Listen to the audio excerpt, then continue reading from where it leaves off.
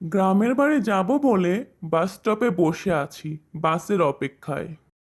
মাস ছয়েক আগে এক বীভৎস ঘটনার সম্মুখীন হয়ে গ্রাম ছেড়ে শহরে পাড়ি জমিয়েছিলাম। 6 মাস আগের কথা। সবুজ শ্যামলে ভরা মোরালিপুর গ্রাম। সেখানে আমি আমার মা ও ছোট বোন মনিকাকে নিয়ে থাকতাম। আমি মনু, পুরো নাম মনিরুল হক। আমার বোন যখন সবে সবে কথা বলতে শিখে তখন সে আমাকে মনু ভাই বলে ডাকতো। সেই থেকেই সবার কাছে আমি মনিরুল থেকে মনু হয়ে যাই। আমি মনিরুল থেকে মনু আর ছোট বোন মনিকা থেকে মনি। গ্রামের সবাই আমাদের মনু আর মনি বলেই চিনতো। আমাদের দু ভাই বোনের মধ্যে বেশ ভাব ভালোবাসা ছিল। দুজন একে অপরকে ছাড়া থাকতে পারতাম না। আবার দুজন এক হলেই লেগে যেত খুনসুটি তর্কাতর্কি।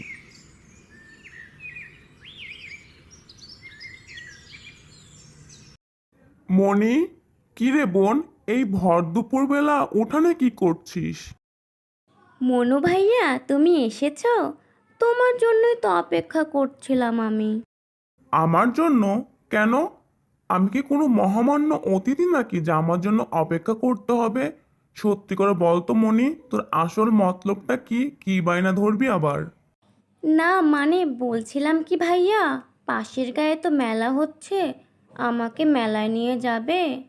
বলো না দাদা ভাই, নিয়ে যাবে আমাকে? কি? কি বললি তুই? তোকে নিয়ে মেলায় যাব? তোর মতন পেতনিকে নিয়ে যদি আমি মেলায় যাই তাহলে তো সবাই আমাকে মেলা থেকে বের করে দিবে। ভাইয়া, তুমি আমাকে পেতনি বললে? দাঁড়াও, আমি মাকে গিয়ে বলছি তোমার কথা। হ্যাঁ, যা যা। মাকে কি বলবি? মাকে জিজ্ঞেস করে দেখিস, মাও বলবে তুই একটা পেতনি। তুমি আবার আমাকে পেতনি বললে? দাঁড়াও, আমি মাকে সব বলে দিচ্ছি, মাকে বলে তোমার মজা দেখাচ্ছি। মা, ও মা, কোথায় তুমি? এদিকে এসো। কে রে মনি, কি হয়েছে, ডাকছিস কেন? দেখো না মা, ভাইয়াকে বললাম পাশের গ্রামে মেলায় নিয়ে যেতে, ভাইয়া নিয়েই যাচ্ছে না। জানো তো মা, ভাইয়া আমাকে পেতনি বলেছে। বলেছে আমার মতন পেতনিকে মেলায় নিয়ে গেলে সবাই নাকি ভাইয়াকে মেলা থেকে বের করে দিবে। মা, তুমি বলো না ভাইয়াকে নিয়ে যেতে।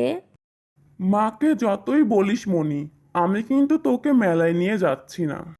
জানো বাবা, বোনটাকে মেলা থেকে ঘুরিয়ে নিয়ে আয়। দুদিন পরে যখন বোনটার বিয়ে হয়ে যাবে তখন তোর কাছে এভাবে আর আবদার করবে না। মা, তোমার যে মেয়ে, দেখবে বিয়ের পরে কেন, মৃত্যুর পরেও পেতনি হয়ে এসে আমাকে বলবে দাদা ভাই আমি তোমার ঘাড়ে বসবো। মা দেখলে, দাদা ভাই আমাকে আবার পেতনি বলল। ঠিক আছে, তবে আমি সত্যি সত্যি পেতনি হয়ে এসে তোমার ঘাড়ে বসতে চাইবো।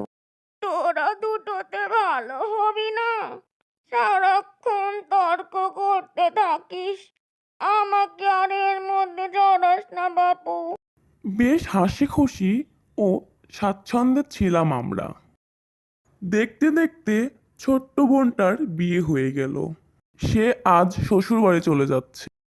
কাকা বাবু, আমার একমাত্র আদরের ছোট্ট বোনটাকে আপনার ছেলের বউ করে আপনাদের বাড়িতে পাঠাচ্ছি। ওকে দেখে রাখবেন। ভাই আকাশ, আমার বোনটাকে দেখে রেখো। তুমি কোনো চিন্তা করো না বাবা, তোমার বোন আজকে থেকে আমার মেয়ের মতনই থাকবে আমার বাড়িতে। ও তো আমার আরেকটা মেয়ে। আমরা তবে এখন রওনা দেই বাবা, অনেকটা পথ যেতে হবে, বেলা বেড়েই চলেছে, সন্ধ্যের আগে বাড়ি পৌঁছাতে হবে। হ্যাঁ, আপনার রওনা দিয়ে দিন। সাবধানে যাস বোন, দেখে শুনে থাকিস। বিয়ের 2 মাস হয়ে গেল। 2 মাস পরে বোনের শ্বশুরবাড়ি থেকে খবর এলো আমাকে বোনের শ্বশুরবাড়ি যেতে হবে। অগত্যা আমি বোনের শ্বশুরবাড়ি পৌঁছে গেলাম। কাকা বাবু, কাকা বাবু, ভাই আকাশ, মণি, মনিকা, এই যে কাকা বাবু, কেমন আছেন? ভাই আকাশ, তুমি কেমন আছো? মনি কই? মনিকে তো দেখছি না। বাবা, তোমরা কি ভালো থাকতে দিলে না ভালো রাখলে? কেন কাকা বাবু, কি হয়েছে? আমরা ভালো থাকতে দিলাম না মানে? মনি কি কিছু অন্যায় করেছে? বললে বলুন, ও ছোট মানুষ। যদি কোনো অন্যায় করে থাকে, ওর হয়ে আমি ক্ষমা চেয়ে নিচ্ছি আপনাদের কাছে। ক্ষমা করার কাজ করলে আমরা ওকে ক্ষমা করে দিতাম, আপনাকে ডেকে আনতাম না। কেমন বোনকে আপনি আমাদের ঘরে দিয়েছেন যে মান সম্মানই রাখে না? কি হয়েছে কাকা বাবু, আপনি বলুন তো। কি আর বলবো বাবা, তার আগে বলো মনি কি তোমাদের বাড়িতে গিয়েছে? কই না তো কাকা বাবু, মনি তো আমাদের বাড়িতে আসেনি। গতকাল রাতে তোমার বোন মনি, যাকে আমাদের ঘরে গছিয়ে দিয়েছিলে, সে রাতের অন্ধকারে পালিয়ে গিয়েছে। কাকা বাবুর কথা শুনে সেদিন আমার মাথা নিচু হয়ে যায়। আমি তাদের মুখের উপরে কোনো কথা বলতে পারি না। আমি লজ্জায় চলে আসি। তারপর আমি সমগ্র আত্মীয় স্বজনের বাড়ি, এ গ্রাম ও গ্রাম, মনির পরিচিত মানুষদের বাড়িতে, সব জায়গা মনিকে খুঁজতে থাকি, কিন্তু মনিকে কোথাও খুঁজে পাই না। গ্রামের লোক লজ্জায় ভয়ে আমি মাকে নিয়ে শহরে চলে আসি। পুরোনো দিনের কথা ভাবতে ভাবতে বাস চলে আসে। আমি উঠে দাঁড়াই এবং দ্রুত বাসে উঠে পড়ি। বাস চলতে শুরু করে।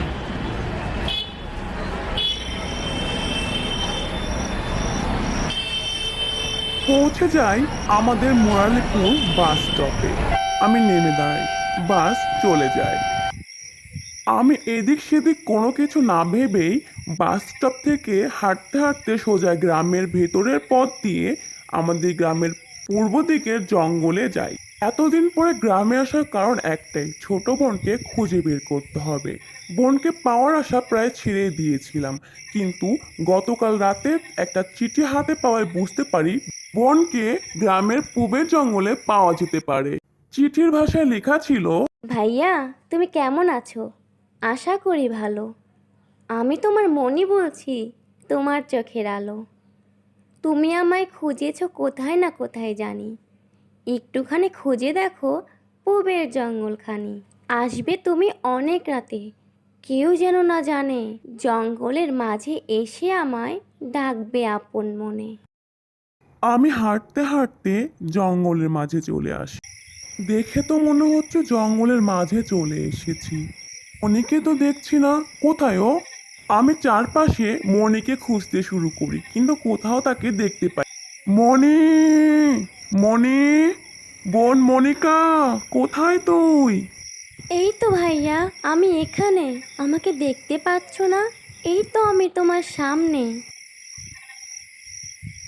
বোন, আমি তোকে দেখতে পাচ্ছি না, কোথায় তুই? সামনে আয়, আমার সাথে লুকোচুরি খেলছিস?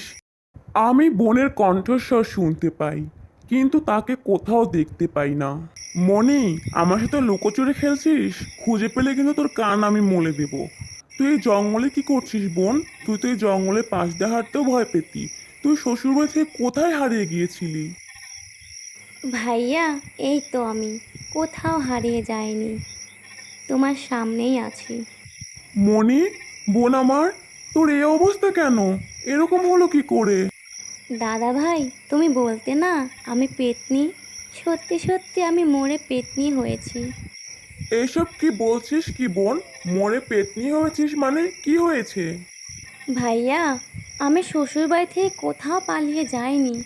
সেদিন রাতে আমার শ্বশুর শাশুড়ি আমার স্বামী সবাই মিলে আমাকে মেরে ফেলেছে। মেরে এই জঙ্গলের মাঝখানে পুঁতে ফেলেছে। দাদা ভাই, ওরা ভালো মানুষ না।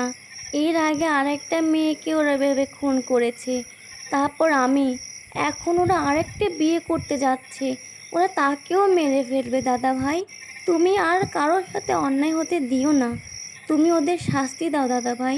তুমি ওদের উপযুক্ত শাস্তি দাও। ওরা আমার গহনার জন্য আমাকে মেরে ফেলেছে দাদা ভাই। ওরা গহনার জন্য বিয়ে করে নতুন বউয়ের গা থেকে সব গহনা নিয়ে নেয়, তারপরে সুযোগ বুঝে তাকে মেরে ফেলে। ওদের শাস্তি না হলে আমার আত্মা কখনোই শান্তি পাবে না দাদা ভাই। দাদা ভাই, আমার মৃত্যুর রহস্য বলার জন্যই তোমাকে আমি ডেকে পাঠিয়েছিলাম। আমি এখন চলে যাচ্ছি দাদা ভাই। তুমি ওদের শাস্তি দিও, তবে আমার আত্মা শান্তি পাবে। বিদায়, চির বিদায়। চলে যায় মনিকা। বোন মনিকা, আমি তোকে কথা দিচ্ছি, তোর হত্যাকারীদের আমি উপযুক্ত শাস্তি দেওয়ার ব্যবস্থা করব। প্রিয় বন্ধুরা, আমাদের গল্পটি যদি তোমাদের ভালো লেগে থাকে তাহলে লাইক, কমেন্টস অ্যান্ড শেয়ার করো এবং আরও নতুন ও মজার মজার গল্প পেতে আমাদের চ্যানেলটি সাবস্ক্রাইব করে পাশেই থাকো।